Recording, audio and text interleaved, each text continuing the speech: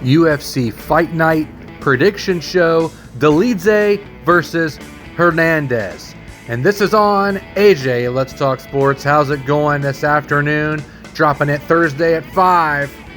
And it is in Vegas at the UFC Apex at Saturday night at 9 o'clock. Now, make sure you watch until the end because I have my picks. Do you want to know who my picks are? Let's find out. Guess what? I went undefeated 5-0 in the main card last week, so you better pay attention because we might go undefeated again with the 5 fights.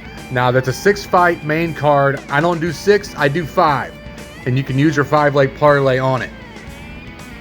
So, we're going to be taking a look at who you got. It's the who you got segment, and are you ready for it? Because we had some fights last week, and we've been doing the UFC Pickems show, or who you got segment every single time, and every single week, and it's the first segment that we always go under. So check it out. You ready? This is what we're talking about. And I didn't get any vote or comments. I had 4 votes. So the past couple weeks, we haven't got any. The last time we had pretty good on the voting was the UFC 318 in New Orleans. But this one, Tatsuro Taira versus Hyun-Sung Park. It was a 50-50 split. Now there's 4 votes, 1 like, and this happened just last week. I drop it on Friday at 6 a.m. Eastern Standard Time. So be looking for it all day Friday and then posting it on Saturday and all that stuff. So if you make a comment, I will share you on the screen and we'll talk about you and laugh at you. Nah, I'm kidding. But Taira wins by submission. I actually picked Taira in the 3rd to win by submission, but he got me. He got it in the 2nd. All right. Checking out some UFC news. Are you ready for it? UFC news reportedly brings back fighter after nearly 3 years. This is to save the Shanghai matchup.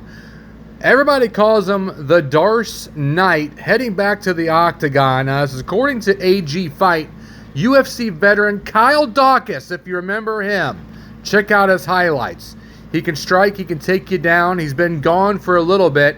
He's returning to the promotion since 2022 to replace Marco Tulio, who is scheduled to meet Michael Pereira at Mercedes-Benz Arena on August 23rd.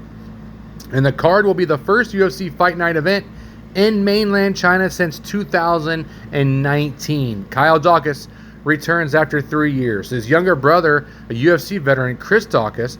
Now, Kyle failed to earn a UFC contract on the Dana White Contenders Series, but he joined the promotion in 2020, defending his Cage Fury FC middleweight belt with back-to-back submissions. So, do you have Kyle Dawkins via submission via Darce? I wonder what the odds are on that. That'd be pretty cool. Next. The Octagon returns to T-Mobile Arena with championship double headers. This is going to be the fight at UFC 320. I keep talking about it. October 4th. October 4th. Put it on the calendars. Magomed Ankalaev and the number 1 ranked challenger, Alex Pereira, is in the co-main. And then, no, that's the main fight. And then the co-main's Merab Dvalishvili, and he takes on number 4 ranked Corey Sandhagen. Taking a look at Merab's highlights and taking a look at Corey highlights as well. Now this will take place Saturday at T-Mobile. The main card is going to be at 10 o'clock. It's going to be on ESPN Plus pay-per-view, and the prelims are available on ESPN News, ESPN Deportes, and ESPN Plus, and Disney Plus, by the way. By the way, I have the Disney Plus bundle. It's pretty good. Even though Hulu has been messing up on me recently. Don't know. If you know about the Hulu messing up and the outages and shortages, whatever it is, let me know. And the prelims at 8. The early prelims at 6. So you can get on there at 6 o'clock. I got ESPN Plus. Get your bundle. And no, I don't get paid to say that. And then you can watch the fights until the pay-per-view fights.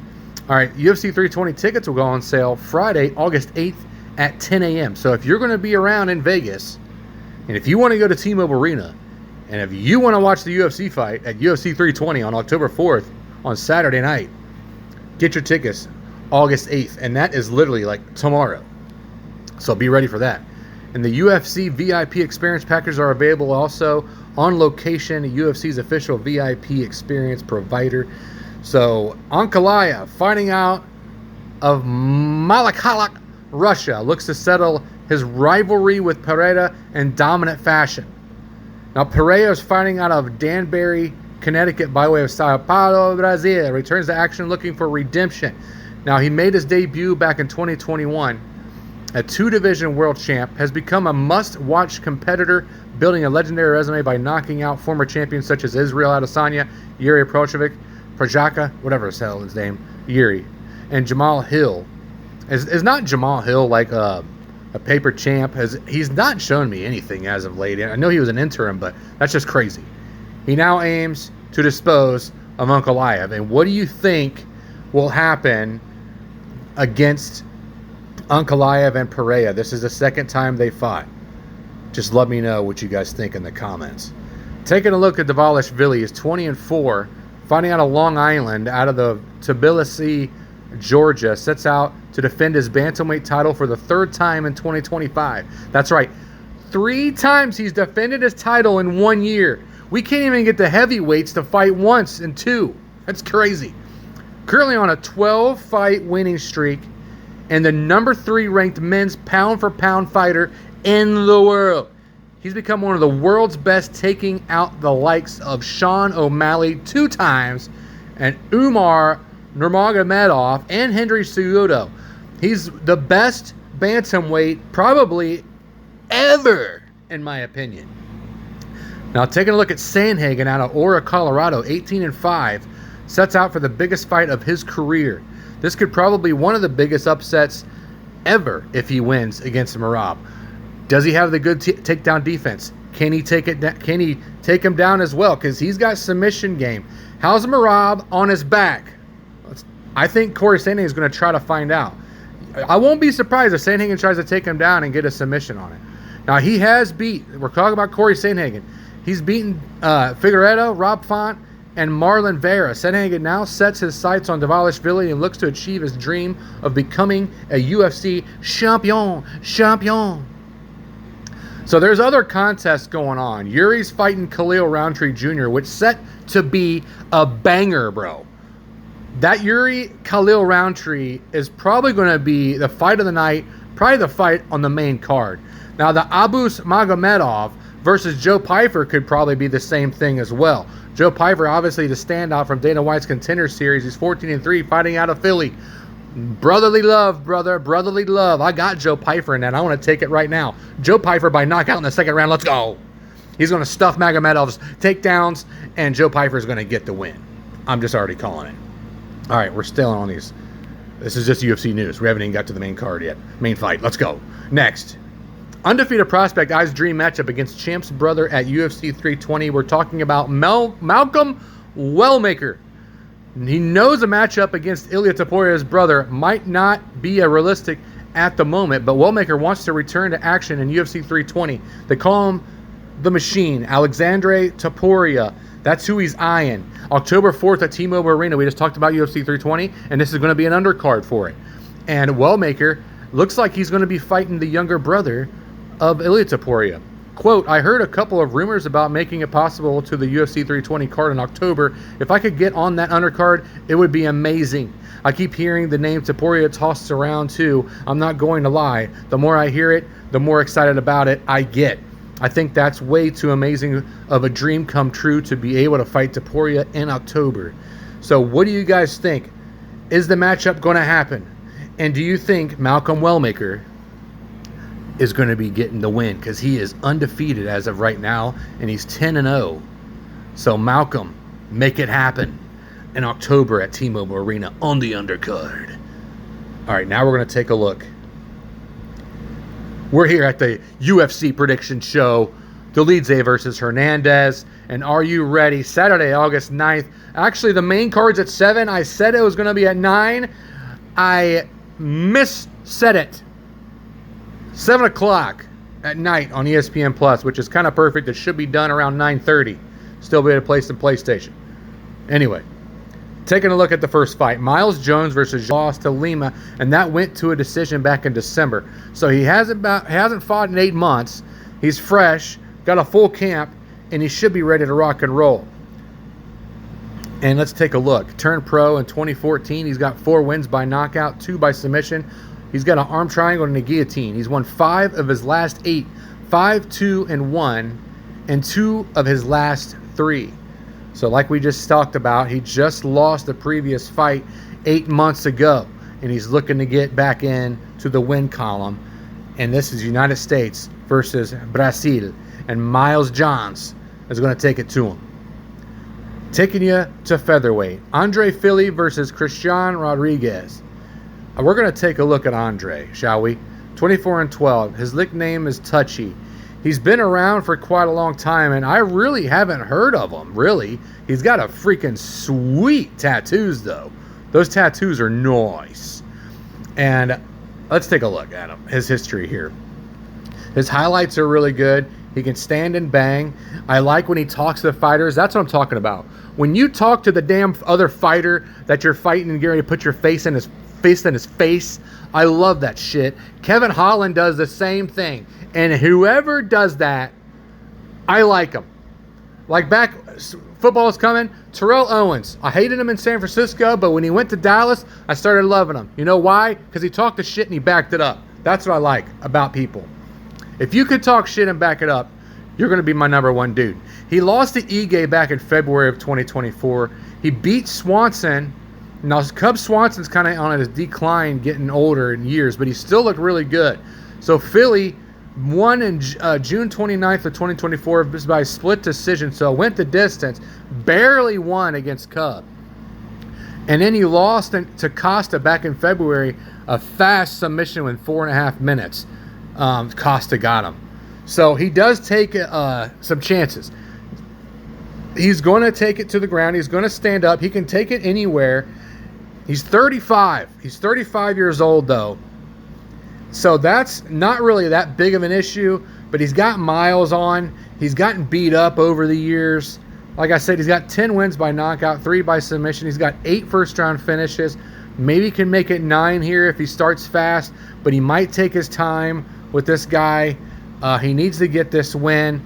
Rodriguez, this is America on America matchup at featherweight, but Andre, I think he has the experience, 35-year-old. I think that he's going to get the job done. Now we're going to go into women's strawweight fight. Number 8, Lucindo versus number 12, Angela Hill. Angela Hill's been around, and if you look at her record, you don't want to really pick with her because her record isn't really that great. So I just, honestly, I don't know what I'm going to do. It could be a toss-up fight, but Lucindo's pretty badass, dude. She's got power. She can sling it. And I just don't see Angela Hill, you know, she's kind of older. I don't see her beating that 23-year-old up-and-comer. Eastman Lucindo, 17-6, 8 wins by knockout, 3 wins by submission. Taking a look at her history, she did just lose to Lemos back in March, and it went to a decision. And then she really drags it out to decisions, trying to wear and tear you on the ground, try to get you to make mistakes and all that stuff. So Lucindo might go into deep waters with Angela Hill, but Angela Hill can clip her. Don't get me wrong now. Don't get it twisted. Hill can knock her out. But I think Lucindo's tough enough to take it to the ground, keep her there, and get the win. It might go to a decision. I don't think either one is going to finish the fight. She turned pro back in 2017. We're talking about Lucindo. And I said she has 8 wins and 3 subs, 2 armbar and an arm triangle. She got 3 first-round finishes, has won 10 of her last 13 and 4 of her last 5. So she owns a 2021 win over UFC vet Sarah Froda, 6th youngest fighter on current UFC roster overall, and the youngest female fighter. So I just told you she was only 23. Does that, experience versus youngest? And what is the odds on that? I'm sure it's going to show it on the screen. It always does. I didn't look it up. If you guys know it, please let me know in the comments. What is the youngest, the young fighters record against the veterans. And then also they always put in as the dog and as the favorite as well. I like doing that. I forgot to look it up. I should have looked it up. But let's take a look. I think Lucindo gets the win. It might go decision. So don't pick probably a finish unless Angela gets a knockout. So if you pick Lucindo, take decision. Taking a look at bantamweight. This is going to be the co-main event of the evening here. Steve Erceg versus Ode Osbourne. Now we're going to take a look at Steve Erceg because I really like this guy, the Astro Boy. He hasn't been winning though lately. If you look at his fight history, he's got loss. But the losses are like champions, except, Kyra France. But he got clipped on that one back in August of last year. So he already got a fight this year against Moreno. Goes to decision as a 5-rounder. Is going back and forth. Steve Erceg's pretty good. I really like Steve Erceg, but Brandon Moreno is better in that fight. I think if we match him up again, I think Erceg could probably get him. But I think he just got surprised by Kyra France's strength on that fight back in August of last year, and he got knocked out in the first round.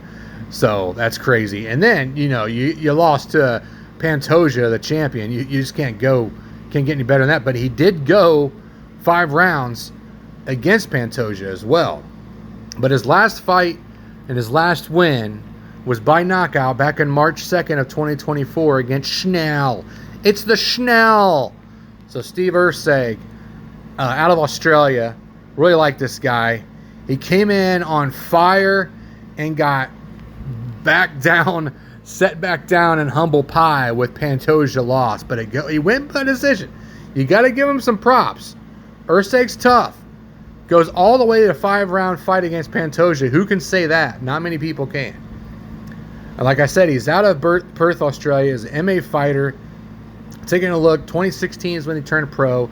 2 wins by knockout, 6 by submissions. He loves that rear naked. And is he going to jump the gilly? I don't know. He's got 2 of them. And he's got an arm triangle. He's won 11 of his last 14 on a 3-fight losing streak. We just talked about this. But those 3 fighters, you gotta asterisk put those on. Put a little asterisk on that. Because, like we just said, Kyra France surprised prior to his knockout. And then we had Pantoja and went the distance with.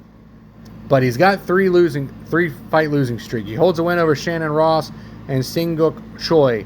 5 first-round finishes. So, and Moreno, he's always a beast. You don't want to mess around with him. So, Astro Boy got to get off the schneid here and beat this Jamaican at T-Mobile Arena. All right. Are you guys ready for the main event of the evening? Roman Dolidze versus Anthony Fluffy Hernandez. And are you ready? Here comes a fighter breakdown for you.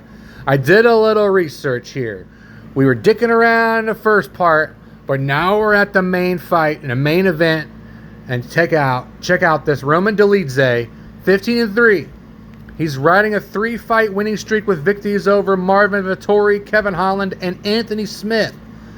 Now, he has a heavy-handed striker with explosive finishing instincts, and he's capable of catching opponents early. So Fluffy's got to watch out, but Fluffy has a chin. Now, his weaknesses, Roman Dolidze's weaknesses, he's a limited takedown defense. He's only at 33% takedown defense. And you know what Fluffy's going to do. He's going to take your ass down. And he has a tendency to fade in later rounds. So this is a perfect matchup for Anthony Fluffy Hernandez. He's got 3 career losses, all by decision. So Fluffy, if he gets out of the first and second rounds, I think this is a 5-round fight. And I believe it is. Yes, it is. 100%. Fluffy gets the win. If it goes past the first or second rounds. If it goes past 2 rounds, Fluffy's winning this. But we'll make our picks here in a second. Taking a look at Anthony Fluffy Hernandez. He's 14-2-1. He's unbeaten in 7 straight. This will be his 8th straight win in the UFC, which is crazy. He's got wins over Brendan Allen. Brendan Allen ain't no slouch. Michael Pereira is a freaking stud and a beast. And if you see these highlights here, I have it on there. He's getting hit. He's getting knocked down. You thought Fluffy was out for the count, but no. He comes back and beats Pereira by rear naked choke. Shut him up. I think it went to a decision, but I'm not sure. Roman Kopylov. We just watched him fight the other week. Edmund Shabazian and Rodolfo Vieira. These are the wins that Fluffy's got. Check out his strengths. So he's got elite cardio. He's relentless grappling pressure. And he's at good ground control. And this is totally opposite of Dolidze, because he's only got a 33% takedown defense. And he's over 6 takedowns per 15 minutes versus 1.1 for Dolidze. Plus, he's a high striking efficiency with 4.5 significant strikes and 63% accuracy. So he can strike and he can take you down. He has a really good mix, and he can change levels really good and really quick. So then he has that different mindset. Fluffy has a different mindset. He's not chasing for a title. He dominates, and he focuses on opponent by opponent, and a win could vault him into the top 5. So let's take a look at some expert predictions and odds, shall we? So the consensus, the vast majority of analysts back Hernandez. This is according to ESPN, Yardbarker, Low Kick MMA, Bloody Elbow, BetMGM, OddsShark. They all favor him, frequently predicting a decision win. So the betting lines is Hernandez at a minus 330 to minus 345 on FanDuel and BetMGM. Now Dolidze is at a plus 250 to plus 265, according to BetMGM. So your common pick: Hernandez by decision or via late submission. What we just talked about in the beginning of this. He's over 2.5 or 3.5 rounds is favored. So if you're, like I just talked about, take Hernandez if it goes past 2. Analysts and the predictions. This is a textbook clash of styles. Explosive counter striker Dolidze versus a relentless grappler Hernandez. For Roman to win, he needs to start fast. He needs to land heavy counters and defend takedowns effectively. But if Hernandez gets into his rhythm, wears him down with high volume takedowns and top control, the fight tilts strongly in his favor.